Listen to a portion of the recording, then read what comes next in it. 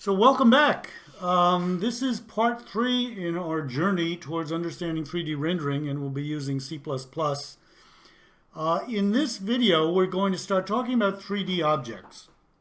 And specifically, we're going to be looking at exactly what is a 3D object and what's required to describe fully a 3D object to the computer. As we saw in the last set of videos talking about images, computers really don't understand images and they don't understand 3D objects. They just understand numbers. So with images, we found that each pixel is defined by a bunch of numbers. And it could be color numbers, R, G, and B. It could be transparency numbers. It could be depth numbers. It could be a whole list of data associated with the pixel that help the computer decide how to render that pixel. And the same thing applies to 3D objects. 3D objects have not only dimensions, but they can have a whole lot of other data that we're going to be looking at.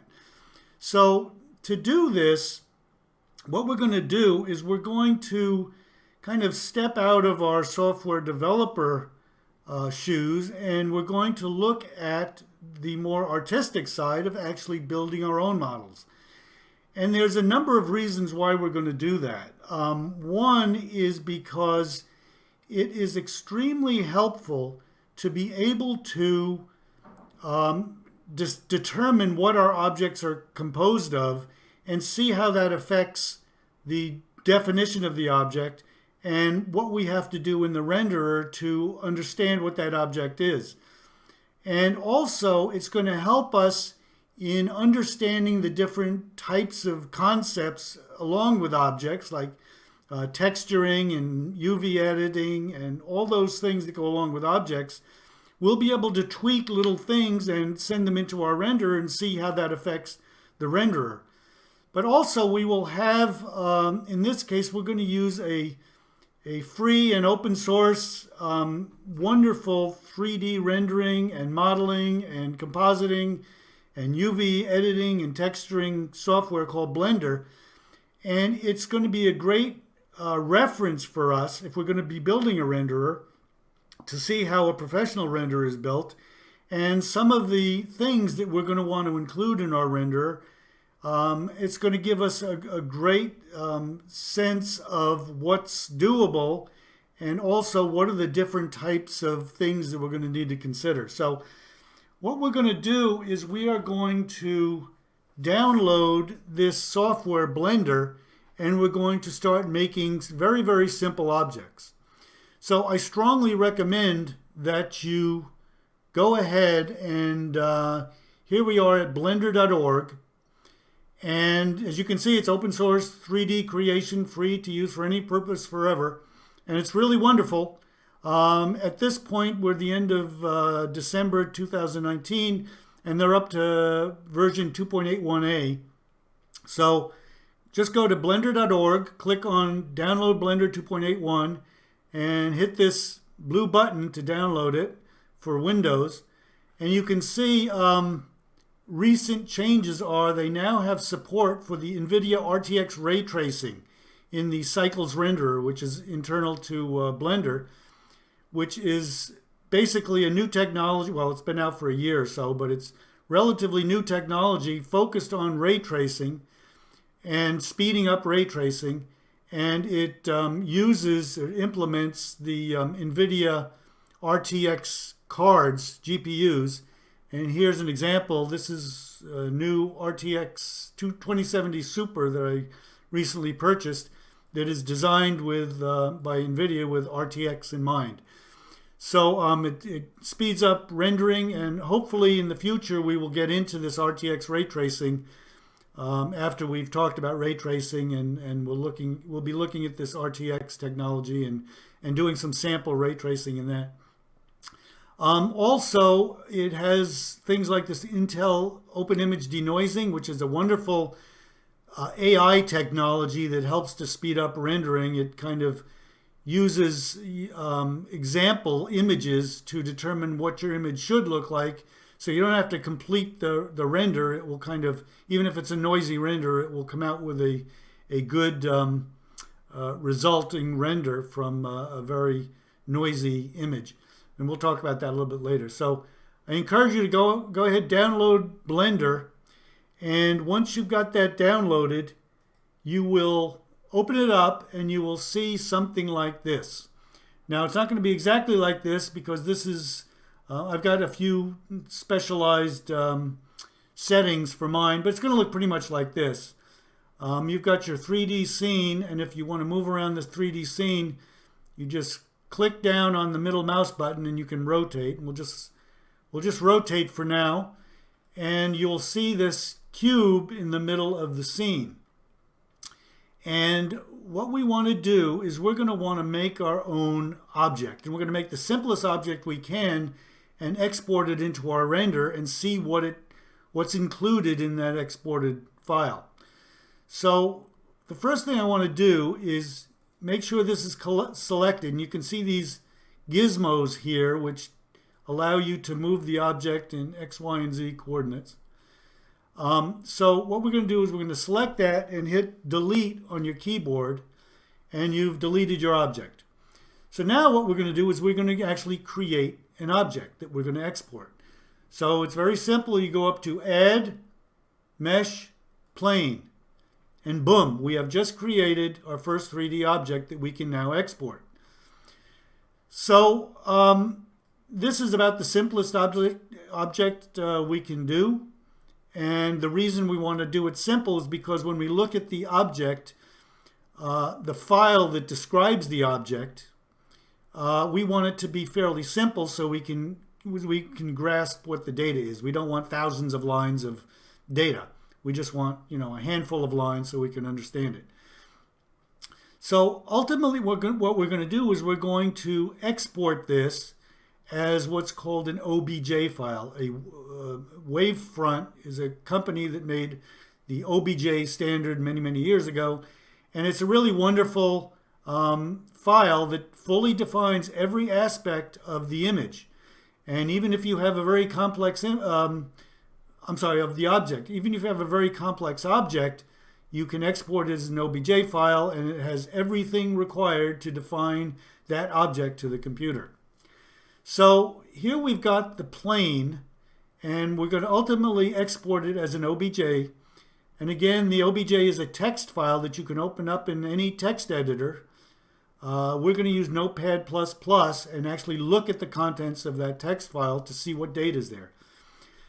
But before we do that, I want to do as a learning exercise, let's try to figure out what data will be in that OBJ file to define this object.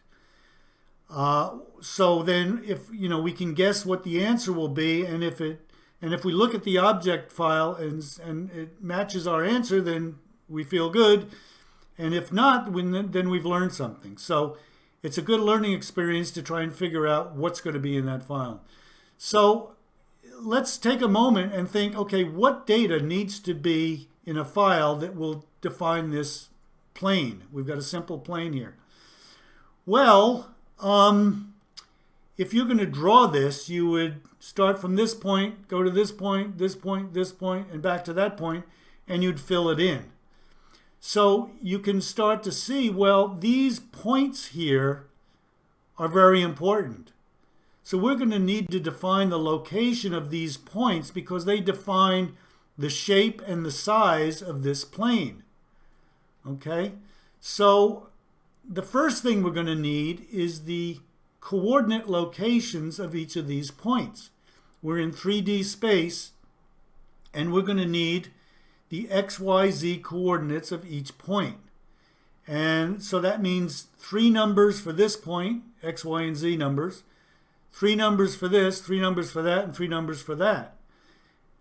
Basically because, like I said, the computer doesn't know anything about objects. All it knows is numbers. So what we're going to do is, let me show what I've done is I have made points to kind of visualize what these points are. I've made some spheres here. They don't actually exist. These points don't actually exist. They're just locations in 3D space, but I've put these spheres here to kind of describe the points. So now let's say I have told the computer I've got a point at this location, and this location, this location, and this location. Is that sufficient for the computer to draw that plane? Well, maybe, but maybe it's a plane that's like infinite, or maybe it's actually two triangles.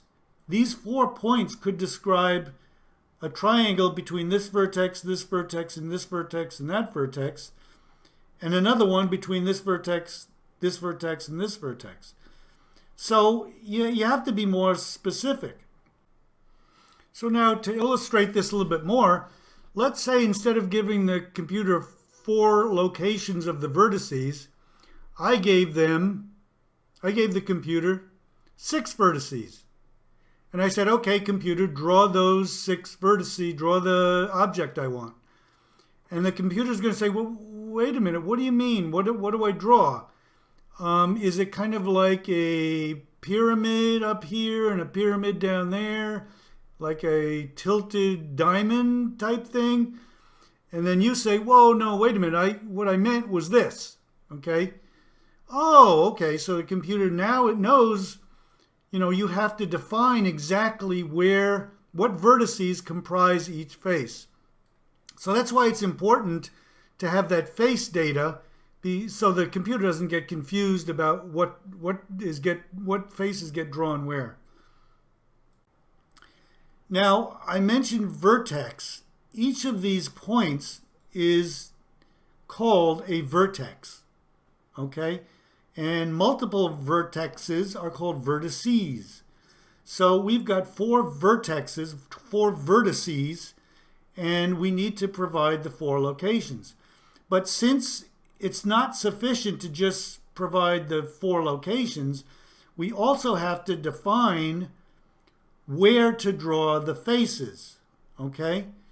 So in this case, we're going to tell it, well, draw a face between this vertex, this one, and this one. We could have, like I said, we could have also just said, okay, draw a triangle between these 3 and another between these 3. But what we want is a square between these 4. So now we've got 2 bits of information we're going to require to fully define this plane. We need the x, y, and z coordinates of all 4 vertices, and we also need some data that defines which vertices make up the face you want to draw. Okay? So now we're getting a little bit more complicated. We've got not just locations, but face data. All right? So what else do we need to define this plane?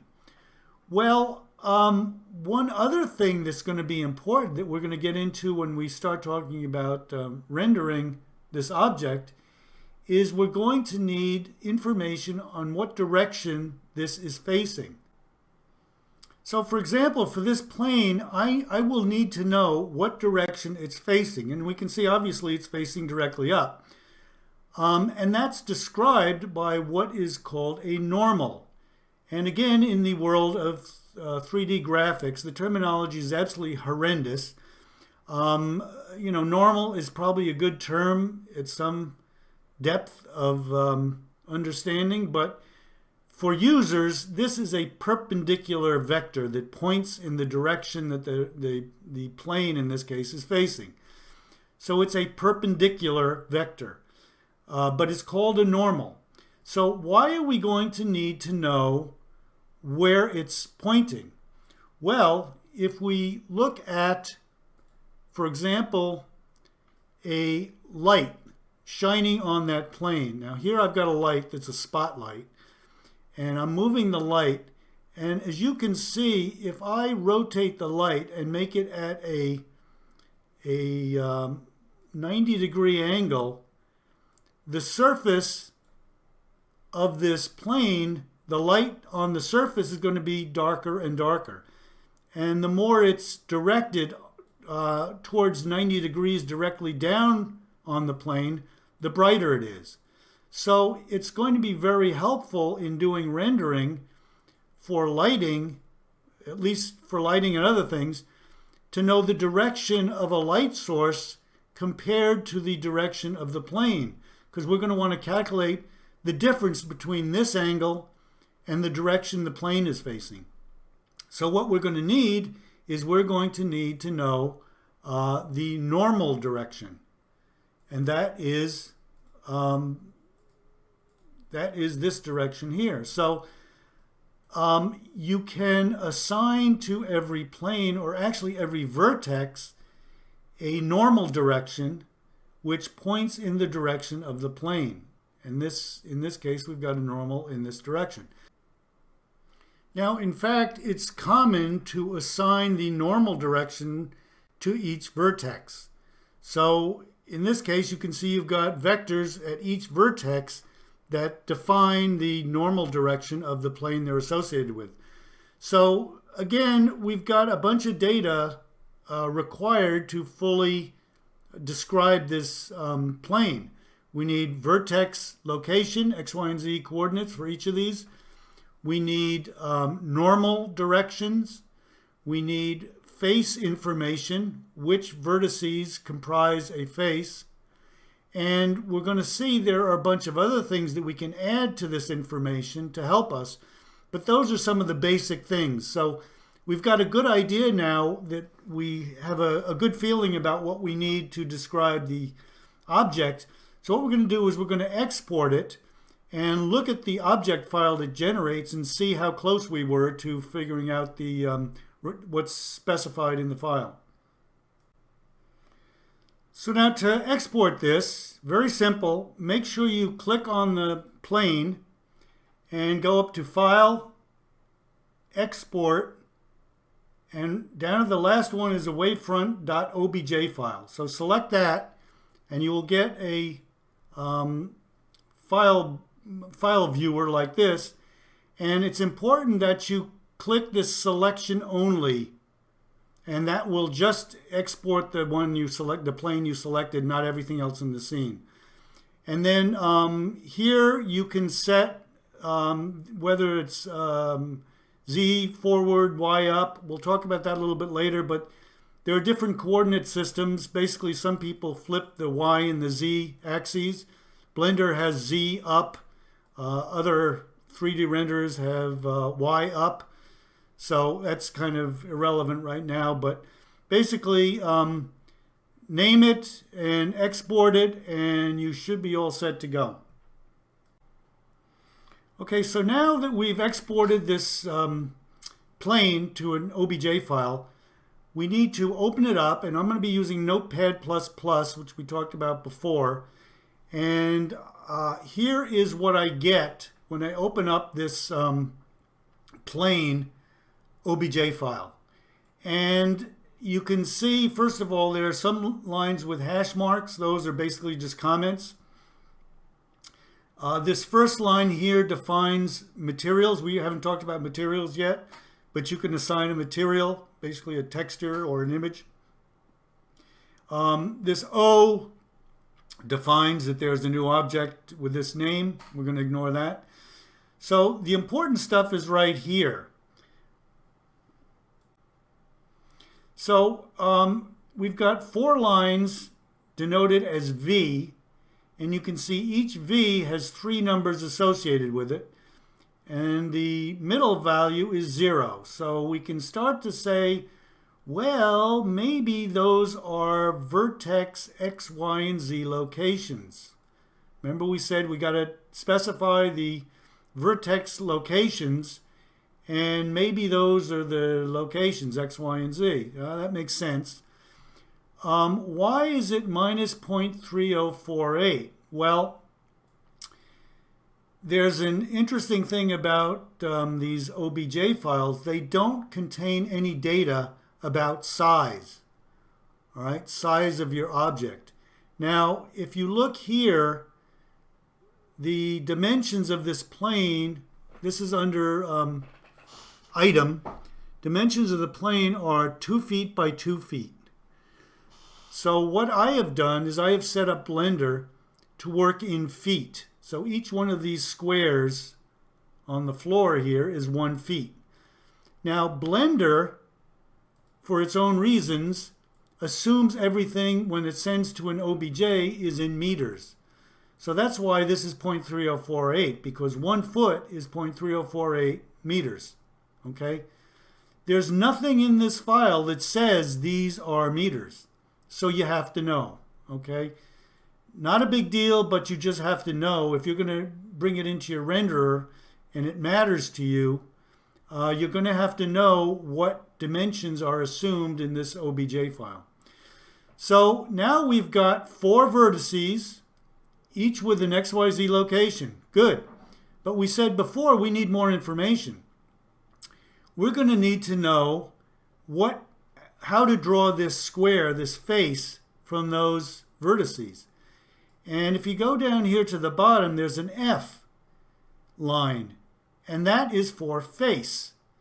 And you can see the first number of each group gives you a number of the vertex. So here's vertex 1, 2, 3, and 4.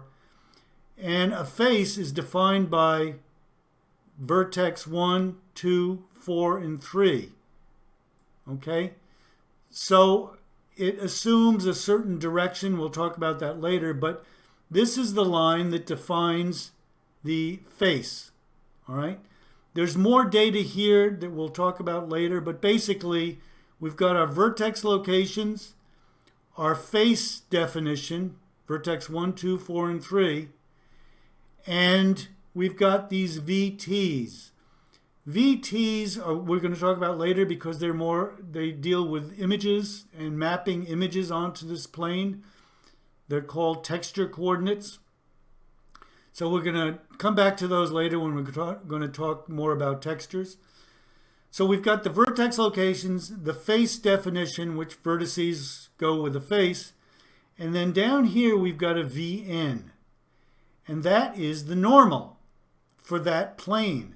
And what it says is there is a vector with coordinate 0, 1, 0, which means it's basically pointing straight up in the y direction. And it defines the normal or the perpendicular for that plane. So you can see in here, very simple object, we got the vertex locations, we got the face definitions, along with a bunch of other stuff that we'll talk about, and the normal definition of the direction that this plane is pointing. So you can see that in the very simplest form, this is what's required to define this plane. And when we get into sending this into our renderer, we're going to need to know all of this stuff. What the format of the data is, what it means, how to interpret it to the computer. And we're going to really need to know all of this stuff because the computer doesn't know anything. It doesn't know what this represents. We're going to have to tell it. It doesn't know what any of this stuff represents. And so we're going to have to explain everything to the computer. So this is very basics of objects, and in the next video we're going to get into a little bit more detail about adding more information. So take care and have a really good day.